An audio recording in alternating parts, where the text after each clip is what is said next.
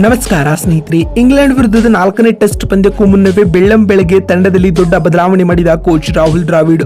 ಹೊಸ ಪ್ಲೇಯಿಂಗ್ 11 ಘೋಷಿಸಿದ ಕೋಚ್. ಅಷ್ಟಕ್ಕೂ 4ನೇ ಟೆಸ್ಟ್ ಪಂದ್ಯಕ್ಕೆ ಟೀಮ್ ಇಂಡಿಯಾದ ಬಲಿಷ್ಠ ಪ್ಲೇಯಿಂಗ್ 11 ಯಾವ ರೀತಿಯಾಗಿರಲಿದೆ ಗೊತ್ತಾ? ಇದ್ರ ಬಗ್ಗೆ ಇವತ್ತಿನ ಈ ಒಂದು ವಿಡಿಯೋದಲ್ಲಿ ತಿಳಿಸ್ಕೊಡ್ತಾ ಹೋಗ್ತೀನಿ. ಹೀಗಾಗಿ ದಯವಿಟ್ಟು ಈ ವಿಡಿಯೋವನ್ನ ಕೊನೆವರೆಗೂ ನೋಡಿ ಸ್ನೇಹಿತರೆ. ಆದರೆ ಅದಕ್ಕಿಂತಲೂ ಮೊದಲು ನೀವು ಕೂಡ ಟೀಮ್ ಇಂಡಿಯಾದ ಅಭಿಮಾನಿಗಳಲ್ಲಿ ಒಬ್ಬರಾಗಿ ಈ ವಿಡಿಯೋವನ್ನ ನೋಡುತ್ತಿದ್ದರೆ ತಪ್ಪದೆ ಈ ಕೂಡಲೇ ಈ ವಿಡಿಯೋಗೊಂದು ಲೈಕ್ ಮಾಡಿ. ಅದೇ ರೀತಿ ಭಾರತ ಹಾಗೂ ಇಂಗ್ಲೆಂಡ್ ನಡುವಿನ 4ನೇ ಟೆಸ್ಟ್ ಪಂದ್ಯವನ್ನ ಯಾರು ಗೆಲ್ಲಬಹುದು ಎನ್ನುವ ನಿಮ್ಮ ಅನಿಸಿಕೆಗಳನ್ನ ಕಾಮೆಂಟ್ ಮಾಡುವ ಮೂಲಕ ತಪ್ಪದೆ ತಿಳಿಸಿ.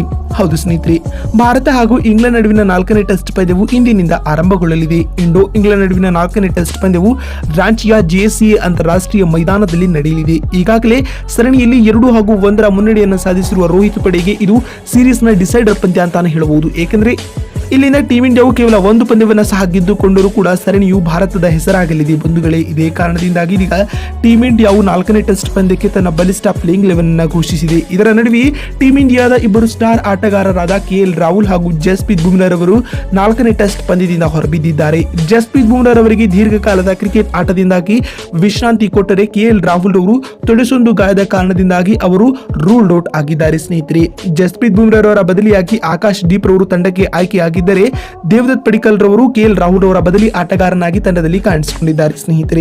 ಇನ್ನು 4ನೇ ಟೆಸ್ಟ್ ಪಂದ್ಯಕ್ಕಾಗಿ ಕೋಚ್ ರಾಹುಲ್ ದ್ರಾವಿಡ್ ಘೋಷಿಸಿರುವ ಟೀಮ್ ಇಂಡಿಯಾದ ಪ್ಲೇಯಿಂಗ್ 11 ಯಾವ ರೀತಿಯಾಗಿರಲಿದೆ ಅಂತ ನೋಡ್ತಾ ಬರುವುದಾದ್ರೆ, ಆರಂಭಿಕರಾಗಿ ರೋಹಿತ್ ಶರ್ಮಾ ಹಾಗೂ ಯಶಸ್ವಿ ಜೈಸ್ವಾಲ್ ರವರು ಇನ್ನಿಂಗ್ಸ್ ಆರಂಭಿಸಲಿದ್ದಾರೆ. ಒಂದು ಕಡೆ ರೋಹಿತ್ ರವರು ನಿಂತುಕೊಂಡು ಬ್ಯಾಟ್ ಮಾಡುತ್ತಿದ್ದರೆ, ಇನ್ನೊಂದು ಕಡೆ ಜೈಸ್ವಾಲ್ ಅವರು ಟೆಸ್ಟ್ ನಲ್ಲಿಯೂ T20 ಶೈಲಿಯಂತೆ ಬ್ಯಾಟ್ ಬೀಸುತ್ತಿದ್ದಾರೆ. ಇದು ತಂಡಕ್ಕೆ ಅಡ್ವಾಂಟೇಜ್ ಆಗಲಿದೆ. ಇನ್ನು 3ನೇ ಕ್ರಮಾಂಕದಲ್ಲಿ ಕಳೆದ ಪಂದ್ಯದಲ್ಲಿ ಅದ್ಭುತ ಆಟವನ್ನು ಆಡಿದ ಶುಭ್ಮನ್ ಗಿಲ್ ರವರು ಕಾಣಿಸಿಕೊಳ್ಳಲಿದ್ದಾರೆ. ಇನ್ನು 4ನೇ ಕ್ರಮಾಂಕದಲ್ಲಿ ರಜತ್ ಪಟಿದಾರ್ ಅವರ ಬದಲಿಯಾಗಿ ದೇವದತ್ ಪಡಿಕ್ಕಲ್ ರವರು ಕಣಕ್ಕಿಳಿಯುವ ಸಾಧ್ಯತೆಗಳು ಹೆಚ್ಚಾಗಿದೆ ಸ್ನೇಹಿತರೆ. ಇನ್ನು 5ನೇ ಕ್ರಮಾಂಕದಲ್ಲಿ ಸರ್ಫರಾಜ್ ಖಾನ್ ರವರು ಟೀಮ್ ಇಂಡಿಯಾದ ಪ್ಲೇಯಿಂಗ್ 11 ಭಾಗವಾಗಿರಲಿದ್ದಾರೆ. ಅಂದಹಾಗೆ 6ನೇ ಕ್ರಮಾಂಕದಲ್ಲಿ as a wicket keeper cum batsman ಆಗಿ ಯುವ ಆಟಗಾರರಾದ ಧ್ರುವ ಜುರೇಲ್ ರವರಿಗೆ ಮಣೆ ಹಾಕಲಾಗುತ್ತದೆ.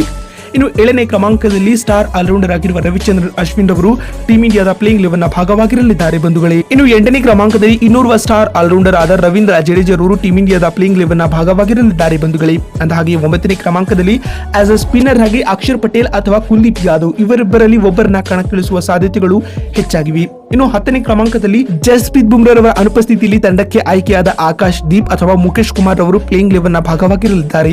ಇನ್ನು 11ನೇ ಹಾಗೂ ಅಂತಿಮ ಕ್ರಮಾಂಕದಲ್ಲಿ ಯುವ ವೇಗದ ಬೌಲರ್ ಆಗಿರುವ ಮೊಹಮ್ಮದ್ ಸಿರಾಜ್ ರವರು ಟೀಮ್ ಇಂಡಿಯಾದ ಪ್ಲೇಯಿಂಗ್ 11 ಅಂತಿಮ ಸ್ಥಾನವನ್ನ ಪಡೆದುಕೊಳ್ಳಲಿದ್ದಾರೆ. ನೋಡಿದ್ರಲ್ಲ ಬಂಧುಗಳೇ, ಭಾರತ ಹಾಗೂ ಇಂಗ್ಲೆಂಡ್ ನಡುವಿನ 4ನೇ ಟೆಸ್ಟ್ ಪಂದ್ಯಕ್ಕೆ ಕೋಚ್ ರಾಹುಲ್ ದ್ರಾವಿಡ್ ಘೋಷಿಸಿರುವ ಟೀಮ್ ಇಂಡಿಯಾದ ಪ್ಲೇಯಿಂಗ್ 11 ಯಾವ ರೀತಿಯಾಗಿತ್ತು ಅಂತ ತಿಳಿಸಿಕೊಡುವ ನಮ್ಮ ಈ ಪ್ರಯತ್ನ ನಿಮ್ಗೆ ಇಷ್ಟವಾಗಿದ್ದಲ್ಲಿ ತಪ್ಪದೆ ಈ ಕೂಡಲೇ ಈ ವಿಡಿಯೋಗೊಂದು ಲೈಕ್ ಮಾಡಿ. ವಿಡಿಯೋವನ್ನ ಇಲ್ಲಿವರೆಗೂ ನೋಡಿದ್ದಕ್ಕಾಗಿ ಧನ್ಯವಾದಗಳು. ಮತ್ತೊಂದು ವಿಡಿಯೋದಲ್ಲಿ ಸಿಗ್ತೀನಿ. ಅಲ್ಲಿವರೆಗೂ ನಮಸ್ಕಾರ, ಧನ್ಯವಾದಗಳು ಸ್ನೇಹಿತರೆ.